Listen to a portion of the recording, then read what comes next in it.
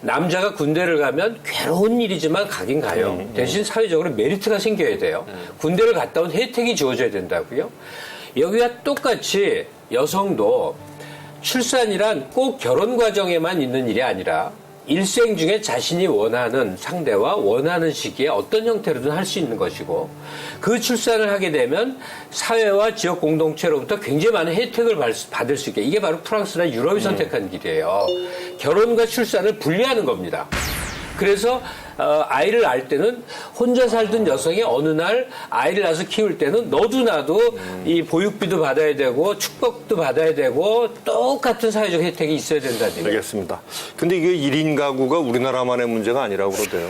사실 1인 가구가 는다라고 하는 것은 독립적으로 남성이든 여성이든 경제적 활동이 가능하다라고 하는 시대 변화에 따라서 발생하는 것이기 때문에 다른 나라들도 뭐 비슷하게 이제 좀 증가하고 있는데요.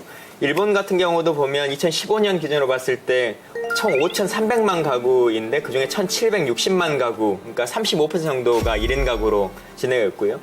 사실 뭐 일본은 편의점이라든가 여러 가지 시스템 제도들이 1인 가구가 살기에도 아주 적합하고 집의 구조나 이런 것들도 그렇게 크지 않기 때문에 살려고 치면 훨씬 더 좋을 것 같다는 생각도 들고요. 근데 좀 특이한 것은 이런 독신 여성의 이분들이 기혼 여성에 비해서 2.7배 정도 훨씬 더 소비가 높다고 해요. 네, 그래서 이분들을 대상으로 하는 타겟으로 하는 사업들도 훨씬 많이 증가하고 있고 중국 같은 경우도 꽤 이제 많이 발달하고 있는데 여긴 참 단위가 다릅니다. 네, 전체 기준으로 봤을 때 4억 5천만 가구인데요. 가구가 4억 5천만. 그중에 7,440만 가구로 뭐 퍼센트지로는 한 16% 정도로 좀 낮긴 한데 중국은 아직까지도 뭐 일본이나 우리에 비해서는 그래도 가족을 이루는 것에 대한 관심이 조금 더 크기도 할 것이고 또 아직까지는 여성이 혼자 독립적으로 살아간다라고 하는 그 제도적 보완 장치가 그렇게 크지 않기 때문에